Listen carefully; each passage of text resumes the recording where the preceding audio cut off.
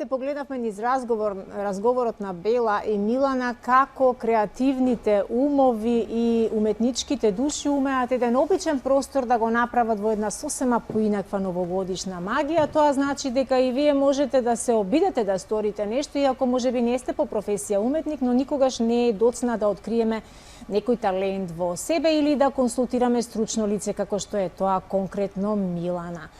А ние одиме со темите за здравјето, се префрливме во другиот дел од студиото, каде што утрово како гостинка ја имаме доктор Ирина Шуплиновска, специјалист по гинекологија и акушерство, и зборуваме за женски прашања, теми кои што верувам дека секоја една жена, без разлика во која возраст се наоѓа, ќе ја интересираат. Темата за цисти и миоми е секогаш актуелна. Прво, добро утро, доктор Ирина, и се радувам што имаме можност повторно да бидеме корисни за дамите. Добро утро, со задоволство сум во вашата емисија да одговорим на некои прашања. Секој петок вашите колеги од Аџибадем Систина и вие се обидуваме на нашите граѓани, на нашите гледачи да им обезбедиме поквалитетен начин на живот, подобро здравје, да превенираме наместо да лекуваме, и се надевам дека до некаде успеваме да ги менуваме навиките на современиот човек кој што не секогаш наоѓа време да направи превентивни прегледи или систематски, како што ги нарекуваме, прегледи пред да ни се појават одредени симптоми. Бидејќи зборуваме еве за цистите и миомите и за современиот третман, како тие се лекуваат во вашата болница,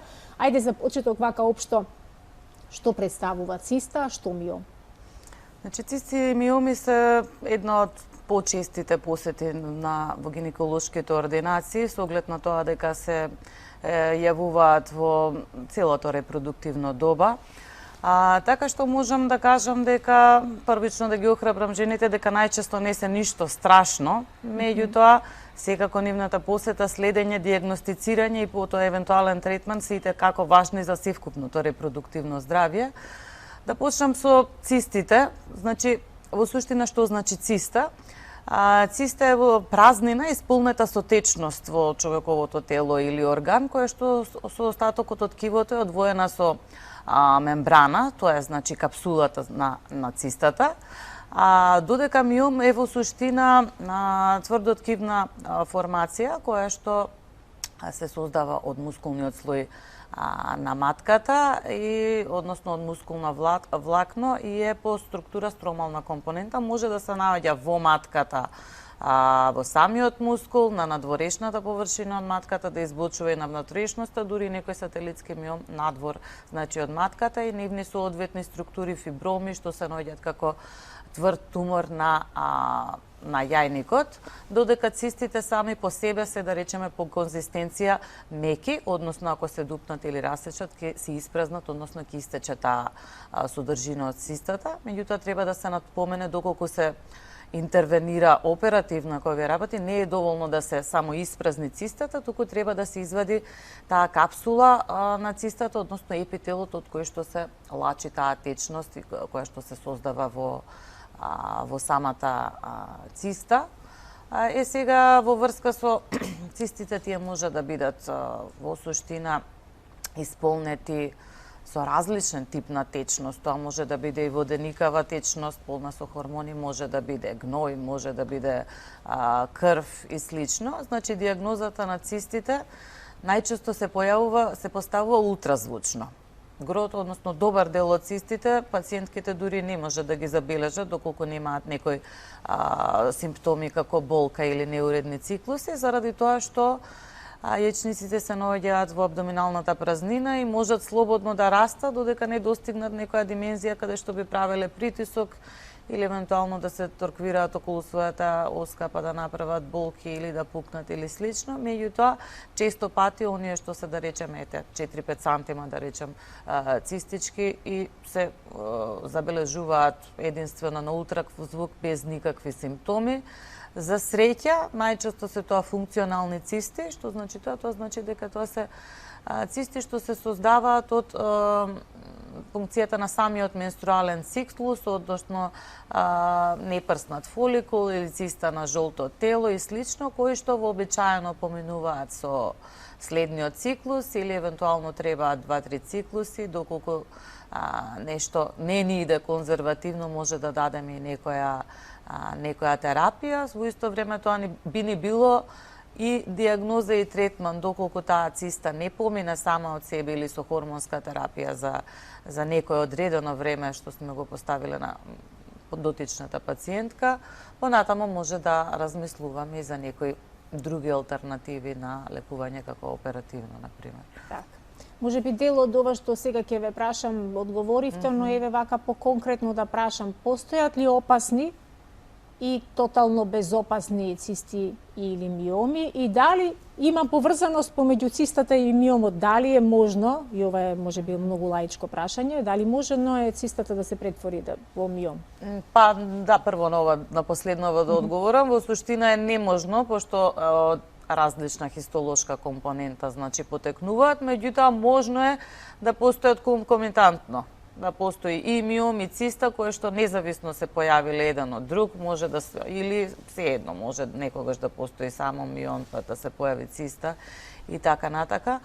Сега за врска со тоа опасни и безопасни е многу релативно, многу зависи значи од возраста на пациентката, од репродуктивната анамнеза во смисла дали завршила со репродукција или не во врска со третманот. Локацијата исто така е многу битна, посебно например за миомите. Некое миомче кое што е субсерозно, односно на површината на матката од 2 сантима може никакви проблеми да не прави, да биде следено како случаен наод за целиот живот, додека истата големина на миомче кое што продира во внатрешноста, односно оди кон слузницата на матката и кавумот на матката, може да даде многу обилни менструални крварења, пролонгирани и така натаму, што може дури да доведат до анемија на самата пациентка, па таков некој миом би изискувал третман. Така да, например, иста големина, иста хистолошка градба на миом, во малку различна локација на матката може да направи многу голема разлика во однос на самата состојба и здравје на жената, па и третманот. Значи, поголемите миоми во зависност исто од локацијата може да прават притисок на околните органи, односно на бешиката и на ректумот, може да прават, значи, доколку се недиагностицирани многу поголеми пораснати и некои други симптоми, така што најбитно е, значи, како жена, дали, например, еве, не е толку битна е големината, меѓутоа доколку жената со 3-4 сантима миомче на некоја позиција нема никакви симптоми и нема обилни крварења или компликации, може да се предложи следење во зависност од тоа дали ќе расте или не миомот, додека доколку истата, мислам, миом се наоѓа на некоја неповолна положба со некакви компликации, притисок, крварење и слично, може да се предложи и истото и отстранување. Така да не може да се споредуваат, нели, меѓу пријателки. Пример се случува, другарка ми има исто 4 сантима миом и рекле да го оперира, мене не или обратно, така што реално е се индивидуално и не може да се направи баш проценка само, нели, на имам миом толку и толку, дали треба да го вадам или не. Значи се значи, клучно е местото каде се појави местото и симптомите што ги има пациентката. Не, Рековте, ве забележа, ве слушнав добро дека овие состојби, овие појави може да ја следат жената и нејзиното здравје во текот на целиот нејзин репродуктивен период. Дали е и тој репродуктивен период индивидуален кај жената, да? И какви се последните истражувања на оваа тема, бидејќи во минатото жените раѓале многу млади, практично и малолетни, што сега, да речеме, во поново време, жените се повеќе и се почесто го одлагаат оној дел да сформираат семејство, да станат мајки, дури некогаш и прекасно станува. Да, ова е така интересна тема што се може да се спои со нашава актуелна тема. За жал, сега ние во наше доба личиме помладо лики него жените на наша возраст во минатиот век, да кажеме. Меѓутоа, јениците горе-доле ни се тие, нели? Сега да, раѓаат и повозрастни, меѓутоа тоа има и во врска со жени кои што долго време речеле стерилитет, што во минатото останувале и без деца, да речеме, така да и таа улога на односно потпомогнатото оплодување доаѓа до тоа да и повозрастни жени може да да имаат потомство. Меѓутоа, генерално, од кога е менархата, односно првата менструација, секој 10 години се поместува понапред, веќе сега имаме, нели, гледаме дури од, нели, нашите деца, другарчиња, се помали девојчиња, 10-11 години веќе имаат мензис, а статистиката кажува дека сепак она средно доба на влагање во менопауза се 52 години, така да целиот овој период измеѓу е нели нешто кое што треба да се следи, а посебно, например, за цисти и слични работи, тие многу често се појавуваат во перименопаузата, значи во овој период на животот кога што организмот се спрема, да речеме, да престане со својата функција, односно јајниците, така да тука, да кажам, народски, јајници уште се борат, значи лачат хормони, се создаваат фоликули кои што немаат доволно силина да прснат, постануваат некои перзистентни цисти кои што може дополнително да дадат некои тие хормонски крварења или задебелена слузница на матката, керетаж и слично. Значи, цел тој период кој што кај некои жени може да се случи, не мора кај сите, некои жени имаат до крај уредни менструации, еднаш ке им престане и толку, а некои жени, за жал, имаат неколку па и повеќе години некакви проблеми со некои, нели, цисти кои што се појавуваат или пукаат, па се лечат, па се даваат некои апчиња. Може да биде тоа доста напорно, да речеме, за самата жена, за следење и да има дискомфорт и заморувачки, се тоа, ама се регулира. Так, верувам. Како да ги препознаат жените симптомите кои што треба да им укажат некаков аларм, да им вклучат некаков аларм и симптоми кои што не смеат да ги игнорираат? За жал, значи, симптомите се доста неспецифични. Истите тие симптоми кои што можеби се ги осеќале долго време, нели, околу овулација, пред добивање мензис и слично, да бидат истите тие симптоми кои што укажуваат на некоја циста или, не дај Боже, некој посериозен процес, посебно на јајниците, како некој дискомфорт, надуеност на стомакот, некоја неправилна работа на цревата и слично, можеби некоја невообичаена болка и слично. Меѓутоа, мора да се каже дека на почетокот сите тие симптоми може да бидат многу суптилни, заради тоа што, кажавме, слободното растење на туморот во стомачната празнина, нели, да расте тука на рака, на коска, ќе се види, побрзо ќе се реагира, да речеме, во стомакот, доколку не отидеме на преглед, затоа се важни тие и систематски прегледи, и бар еднаш годишно посети на гинеколог, каде што сите тие состојби може да се следат. Меѓутоа, да, надуеност на стомакот, поготово некоја нагла и невообичаена болка, тежина, неуредни менструални крварења, сите се тие работи кои што не треба да се игнорираат и треба да ги упатат жените во гинеколошките ординации. Так, од бројни истражувања, има ли некакви конкретни причини поради кои настануваат цистите и миомите? Можеме ли да наведеме некоја од причините? Значи, генерално нема баш онака каузална причина, се поврзува тука и генетика, хормонскиот статус на жената, обезноста исто така доста влијае ради тоа што во масното ткиво кај по обезните жени имаме периферна конверзија на хормони, естрогени и така натака, што може да направат пролиферација на некои клетки за дебелување на слузница, на ендометриум, па и цисти на јајници. Пушењето исто така се споменува како каузал, како и за сите останати болести, меѓутоа конкретна причина дека, да речеме, имаме нешто ради тоа и тоа се појавува циста и нема баш, меѓутоа овие се неколку што се типично спомнати.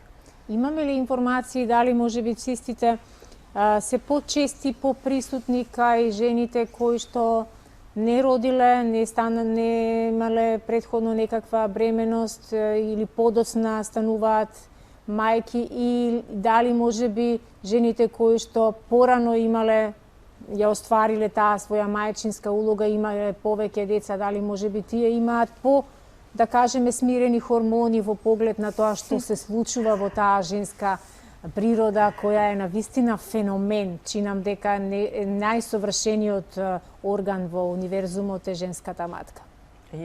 И на вистина е така. Женава дали е понервозна, зависи колку деца има. Секој ден во месецот Колку на хормонално ниво нешто мора да се случува и Да. мора жената да уме да ги препознае тие симптоми зошто се, Мора, какви да. се, а не секогаш посилниот пол тоа може да го разбере и често пати и шега. реално И постојат. шега има на таа тема, но тоа е Не тоа. сме исти. Не сме, да. Не сме исти. Што сакав да кажам? Значи, Дали оние доцна што раѓаат имаат значи повеќе можности да заработат некоја циста или миом плюс Значи, од оние кои што генерално, раѓале тие што подоцна раѓаат или општо кажам за жените, има како што постануваме повозрастни, имаме поише време од различни нокси да го оштетиме репродуктивниот тракт. Во таа смисла може да се случат и инфекции, воспаление, и не само цисти, може и проширување на јајници, на јајцеводите од запушување и така натака. И веќе во таа возраст кај што некои хормонални промени се случуваат. Значи со возраста можноста за некакве компликации на било кое ниво во репродуктивниот тракт значи расте, поготово и со староста на јајцеклетката станува, да речеме, условно кажано, понеквалитетна во однос на млади жени.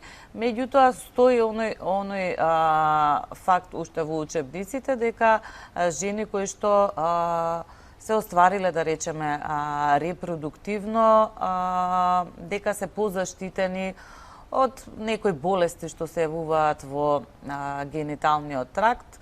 Меѓутоа, сепак да не генерализираме и да не ги обесхрабруваме жените што не се оствариле во таа улога, секако дека медицината денеска има да, решение. има решение со редовни прегледи и да има нешто, значи со достапноста на ултразвукот, мислам дека од 80-тите години, диагнозата, значи, а со тоа и третманот на сетиве овие состојби е многу напредрата, со тоа што знаеме првично за што станува збори, можеме да претпоставиме каков тип на циста се работи. Да, го споменавте ултразвукот кој стартуваше како иновација во 80-тите години. До пред тоа се сеќавам дека многу деца родени пред тие години првично биле некаков симиом или некаков симожен тумор во утробата на мајката, која што немала начин претходно да знае зошто стомакот и расте, што и се случува, така да има многу такви приказни кои што можеби ќе звучат како црн хумор, но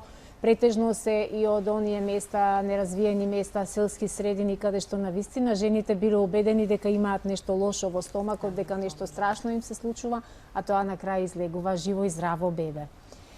Во Аџибадем Систина одбележавте една прекрасна бројка пред известно време, пред некој ден на родени бебиња во вашата болница. Ајде малку да проговориме за тој дел, благодарение на инвитро постапките, на вистина многу семејства добија шанса да станат родители. Имавме еден баш убав јубилеј, 20.000-то бебе ни се роди во болницата, значи пред неколку дена, датумот сега го изумив. Тука беше месецов, да, се во сеќавам. моментов. Многу ми е мило што сум и јас дел од таа приказна, веќе 10 години сум и јас во болницата. Што споменавте за инвитро, мислам дека колегите кажа дека дури 20% од овие 20.000 бебиња се бебиња од инвитро фертилизација, што е навистина огромна и успешна бројка, така да се надевам дека ќе продолжиме со тој тренд и дека за едно 5 години, па и 30.000-то бебе ќе го прославиме. Здрави, живи. И за таков јубилеј, за таква прекрасна бројка. Каков е современиот начин на третман на цистите и на миомите во вашата ординација и во вашата болница? Така. Значи, пак во зависност од големината, од општата здравствена состојба на пациентката, од типот на цистата, суспектната диагноза, првично дали е малигно, белигно или слично, и во разговор со жената и нејзиниот, значи, и преферираниот третман се предлагаат, значи, опции кога веќе сме стаселе до операција. Генерално во нашава болница имаме тенденција за се што може да се реши со минимално инвазивна хирургија, односно со лапароскопија. Што значи тоа? Значи, жените мешаат ласер и лапароскопија. Значи, лапароскопија е нешто кое што се влага во стомакот, значи преку неколку дупчиња на стомакот, односно едно преку папокот се влегува со камера, се гледа во стомакот каде е, што е, нели, еве да речеме цистата, и со останатите инструменти преку 3 други мали дупчиња од страните на стомакот се работи во стомачната празнина. Таа се дуе со воздух за да можеме внатре да работиме. Чисто еве да кажам што во суштина значи тоа, значи лапароскопија. Предностите на оваа, значи минимално инвазивна се нарекува, зашто нема сечење на стомакот, нема класичен рез, се едно дали супрапубичен или медијален, значи немаме лапаротомија, што значи дека и опарувањето на жената е многу побрзо. Веќе наредниот ден може да си оди во дома, истиот ден во попладневните часови може и да стане и да прошета, значи болката е минимална, така да за сите овие, да речеме, бенигни цисти на јајниците, поготово и на помлади пациентки кои што се без ризик, значи настојуваме што доколку е можно, нели, секако технички може да има различни причини зошто не би можело тоа да се изведе на тој начин, меѓутоа доколку е можно, во најголем број од случаите се одлучуваме за третман со минимално инвазивна хирургија. Истото се случува, да речеме, и за дел од миомите, значи тие што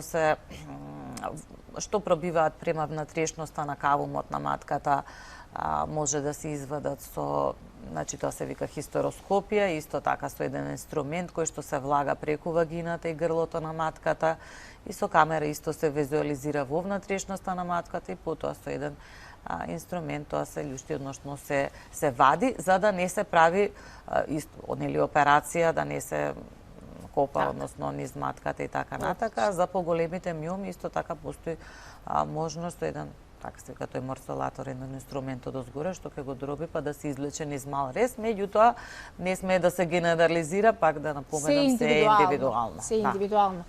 И за крај, постои ли храна? Ние живееме во моментално сме во една деценија на будење на луѓето. Знаат колку е важно да се храниме здраво, за да имаме што подолго живот без многу лекови, иако ниеден од нас не може да остане имун на лековите и повремено сите понешто имаме потреба да се напиеме, но убаво би било кога храната ќе не биде лек, а не лекот храна, така, нели? Има ли храна која ги храни овие миоми и цисти и храна која треба да се одбегнува за ние да можеме да имаме што поквалитетно женско здравје? Значи да, секако, да речеме, да, добро го кажавте тоа, се освестуваме во однос на значењето на храната, меѓутоа и тука продолжуваат, нели, замките што е во суштина здраво, а што е само лейбелирано како здраво, не само од малку маркетинг тука има помешано. Не само од маркетингот, збориме на готов производ, него и за било што, дали киноата е толку здрава или не, значи се тоа, да речеме сега, и некои и трендови, меѓутоа секако, нели, она што е, знаеме што е здрава и што е нездрава храна, секако процесираната со заситени масти, прженици, фитоестрогени и такви работи, за поготово за обезни пациентки, и како има, значи, улога, за некој може што, меѓутоа, пак да кажам, многу е битно, тоа сум го кажала и на други пат, што не јаде нас, нешто јадеме ние. Да, тоа е значи, многу важно. Општата